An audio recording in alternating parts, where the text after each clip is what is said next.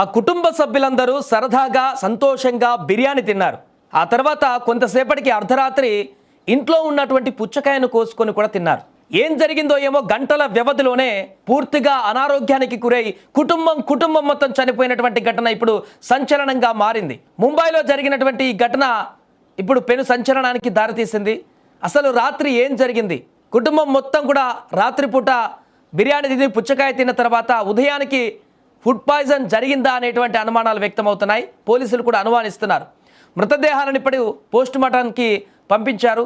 ముంబైలోని పైథుని ప్రాంతంలో ఈ ఘటన చోటు చేసుకుంది. ఒకే కుటుంబానికి చెందిన 4 ఫుడ్ పాయిజనింగ్తో మరణించినటువంటి సంచలనాత్మక కేసు వెలుగులోకి వచ్చింది. అయితే ఇప్పుడు ఈ కేసులో మరో ట్విస్ట్ ఏంటంటే ఇది ఫుడ్ పాయిజన్ కేసేనా, ఇంకేదైనా కోణం ఉందా అనేటువంటి ఆ దర్యాప్తు కూడా కొనసాగుతుంది.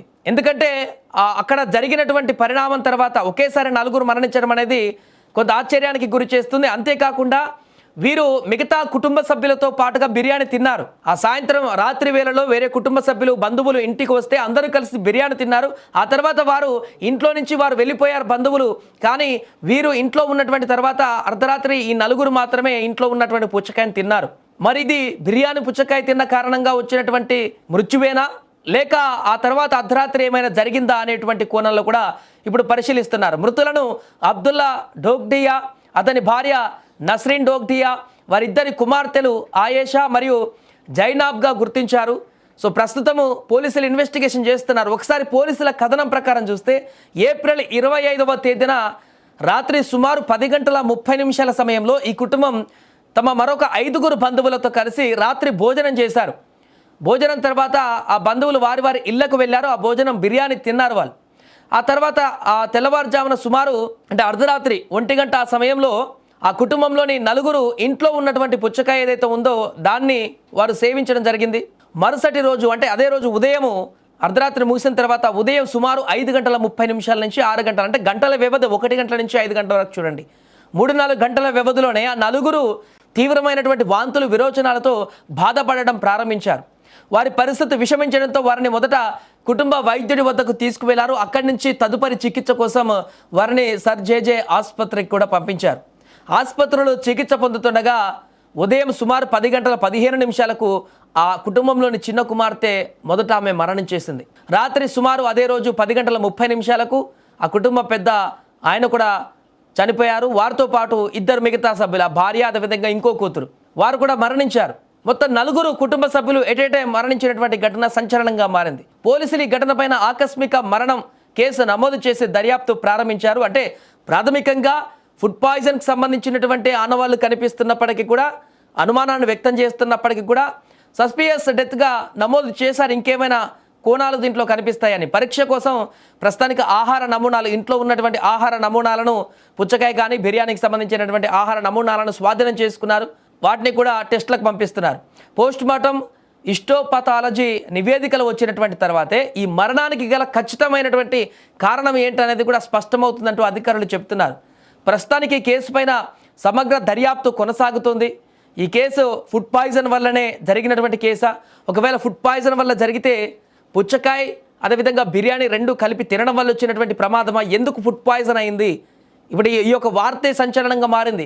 బిర్యానీ తిని పుచ్చకాయ తింటే చనిపోయిన 4 కుటుంబ సభ్యులు అనేసరికి అందరికీ ఒక ఆందోళన, ఇలా తింటే ఏమన్నా అవుతుందా అని చెప్పేసి. కానీ విషయం అది కాదు. అక్కడ ఏదో తప్పిదం జరిగింది. ఆ ఫుడ్లో ఎక్కడో ఏదో చిన్న పొరపాటు జరిగింది.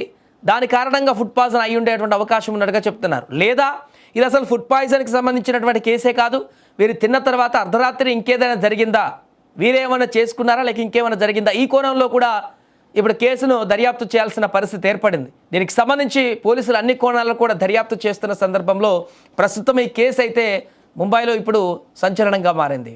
जेजेमार्ग पुलिस थाने में एक अननेचुरल डेथ की रिपोर्ट दर्ज की गई है, जिसमें एक ही मुस्लिम फैमिली के 4 सदस्य जो थे, हस्बैंड वाइफ और उनकी 2 बेटियां, इनकी मौत हुई है।